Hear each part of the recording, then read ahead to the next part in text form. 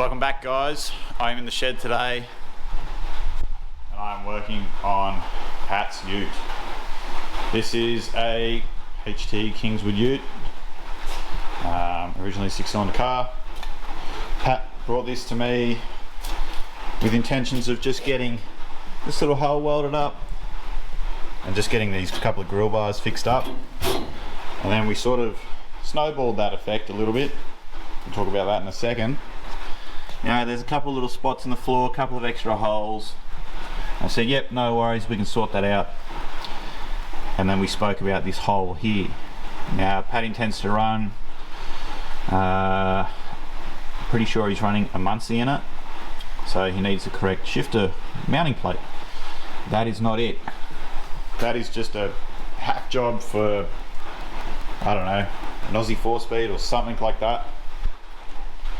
What he actually needs is not this top plate, but this mount here. Now, I just happen to have a useful Monaro there to cut up that had an Opal 4-speed, but I believe that mount is the same, it's just the top plate that changes where the shifter actually mounts. So that is going to end up in there. So I've got to cut whatever sort of hack job they've added to, there's flat bars on there, I've got to cut all that off, tidy it all up before I even start fitting that. The other thing I've got to take out is these weird door vents, which are totally unnecessary. Again, not sure why they were put in, but someone obviously thought it was a cool thing to do back in the day, so we have to patch that as well. The other thing that's been done is up under here. Where is it? Just here. They're renowned for rusting out just in that spot. It's just where the rear seat cavity is. They fill up with dirt, fill up with water, and they just rust from the inside out. So it's a pretty common thing to happen, and it's just something we've got to tidy up. You might see that there's been a bit of a patch above the spring pocket there. We'll get that off and we'll have a look at that, make sure there's nothing nasty underneath it. They've obviously already patched it here at some point, so we'll just tidy that up and make sure it's all good. And that, and that's pretty much all we've got to do here. So you would have seen it in the background for quite a while now. It has been sitting in my shed. It has been sitting on these really handy little sill dollies. If anyone's looking or wondering what they are, they just clip onto the sill. They're actually pretty neat. They have a little rubber jaw in them. Nice little trolley that's expandable, so they'll suit just about any car. And the car rolls really bloody well on them, actually. So yeah, again, like I said, it's been sitting in the back of my shed for quite some time now, probably the last 6 months. And I've just been putting it off and putting it off. I've had a lot of other stuff going on. Obviously you've all seen the sedan build happening. There's more coming on that too, still waiting on parts. But yeah, today we're going to make a start on this. Might just start with a couple of little things like these couple of little holes. See what we can do about this speaker vent. See if we can straighten these up and get something back in there. And yeah, then we'll hook into that large piece and then we'll get into the back of it. So stay tuned, guys, and we'll keep going with it.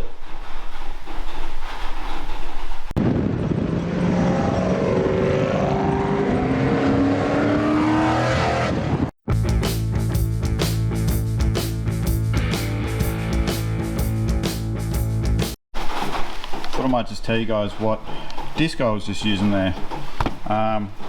These are known as coral discs or seaweed discs or strip-it discs, Scotch-Brite wheels, however you want to put it. They're not quite a Scotch-Brite, they take the paint off more than they polish. There's a couple of different brands out there, you know, you can see this one's got a lot more surface area than this one. But they come in what I've found black and blue. Really handy for taking the paint off really quick, and they don't take extra metal off, which is good. So if you need to strip paint somewhere to weld, get yourself some of these. These are just from Bunnings. Nothing terribly fancy about them. Multi-purpose strip disc. Again, different brands out there. Get yourself some of those in the shed. Great handy disc to have. So excuse the rain, guys, it's been pouring here all week. Not much I can do about it. But I've just got this set up here. Got these little channel locks. and you can just see the edge of it there. I've actually got a little bit of brass in behind that hole, so when I weld up this hole, my weld doesn't sink through or it doesn't get a big blob on the backside. I get a nice flat surface because it's quite hard to get a grinder in there a little bit, and I only want to dress this face. But this will just give me a heat sink or a backing for the weld. The weld actually won't stick to it, and I'll be able to weld up that hole quite cleanly because it's a little bit blown out. Now what I'm using today is the TIG. I've got it set up quite cold, I've only got it on 30 amps. I've got a slightly thicker filler rod today. I've got 1.6mm mild steel instead of 0.9 MIG wire. And for those asking, 1.6 mild steel TIG wire is exactly the same composite and build up. There is no difference, it'll be just fine. And I'm just going to work the edge a little bit and slowly just feed the wire in and fill it up. Now the reason I'm using the TIG is because I can control the heat a bit better. By all means you could do this with a MIG and it'd probably be just as quick, but I want something a little bit softer because I know that's got to be re-drilled again for the wiring harness plug. I'm also going to tidy up that other hole and just clean it up the edge. I'm going to use the same technique, putting the brass in behind it and just welding up the front of it. So let's do it.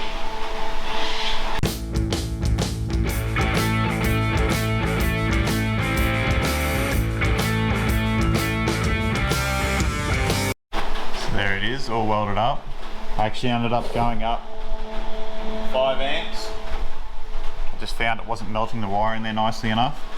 So what I'm going to do now is I'm just going to leave that to cool for a second, and then I'll pull that bit of brass off and put it over here. Now just if you guys are doing this method at home with a backing block, it's got to be, say, a bit of aluminium or a bit of copper or a bit of brass, as it won't stick to the steel. If you use another bit of steel, you'll probably weld it in there, and that's really not what you want. But take note that whatever you use as your backing, it's got to be an alloy of some sort, and that's going to get super hot. Don't just grab it and pick it up. Let it cool for a minute, or put a big glove on it, or grab it with a pair of vice grips. All right.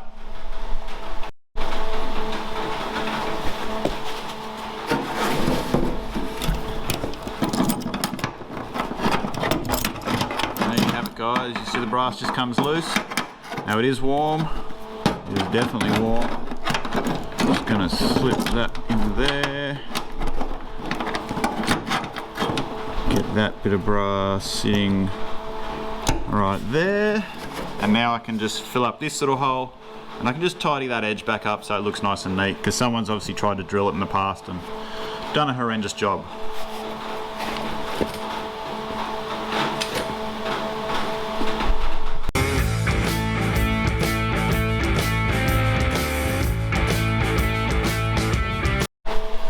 So there you go, guys. That's those couple little holes filled up. This is the quickest and probably the easiest method I've found to filling up small holes. So if you've got, you know, little holes, 5mm or less, you can normally get away with that. If you've got bigger holes, don't just go and put a backing in there, because it's not going to work. Sure, you can make it happen, but you're going to spend so much time putting weld in there and filling it up and filling it up. It's just going to get all shades of warpy.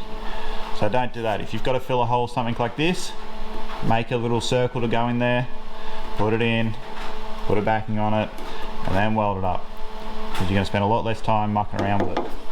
But yes, the little holes, a little bit of a backing, a little bit of TIG weld, and you'll be all done. So I'm going to get the grinder out now, give those a quick tidy up, and we'll get onto that speaker grill.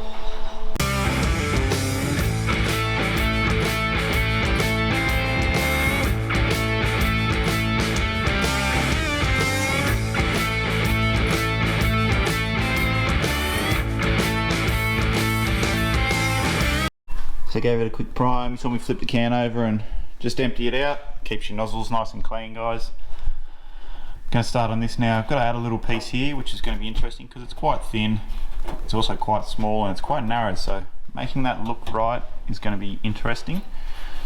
And this one, I've obviously got to pull that one over and push that one over. I've got a little bit of an idea. I'm going to get a couple of screwdrivers and just lightly sort of twist on them a little bit and see if I can't just get it to tweak over. So let's give that a go. So I'm going to use one to support the slat behind it. Oh yeah, that's going to work.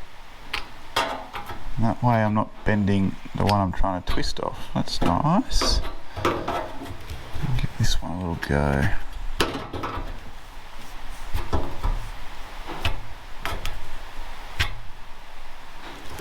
It's got that nice and straight. Let's see if we can get that just to pop up a little bit, because it's just sitting down a little. I just want this one to, oop, yep, that one's up. And let's just give it another little push there. See if we can get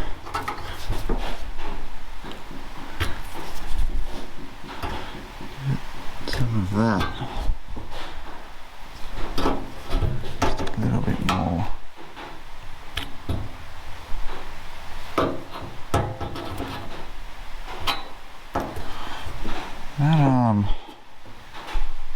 That looks like it actually worked quite well.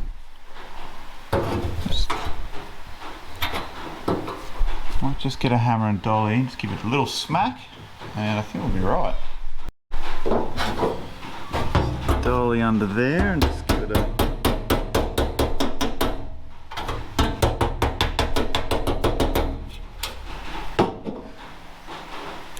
It's like it was never bent. Just needs a little bit of a tweak right there. I think that'll do it.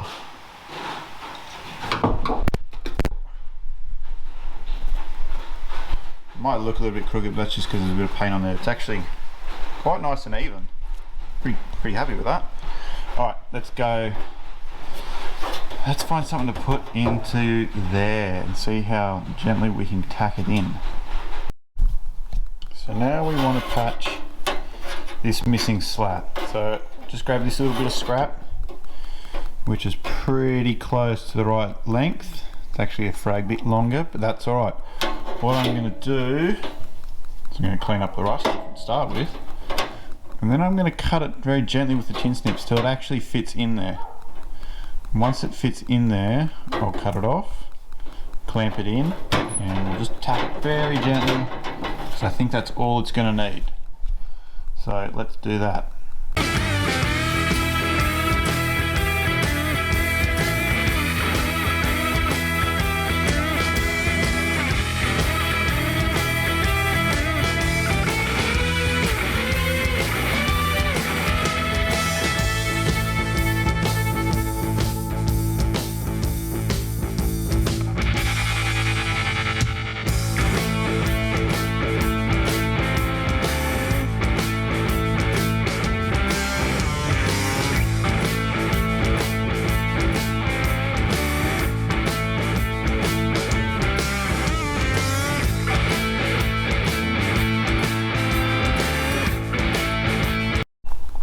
So there you go guys, just gave it a quick orbital after a bit of a hammer and dolly, light sand and a very narrow file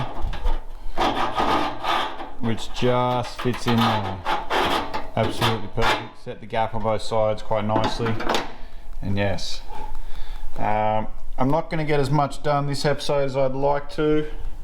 I'm definitely going to start on those infill vents next. And I'll have that for you guys next week, but currently Zach has me on a deadline to get this footage to him, so it might be a bit of a short episode, and there wasn't a lot covered, but again, copper backed or brass backed for filling holes, and then just very gentle work, a very light piece in there. So yeah, I think the code word this week will be backing plate, or just backing. If you can get a backing plate in between something, you'll often get a better result. So yeah, that's it for this week guys. Make sure you like and subscribe. Don't forget to come and see us at Rod and Custom Show on the 28th and 29th of May. We will be there with shirts and jumpers and stickers, and hope to see you next time. Thanks for watching guys.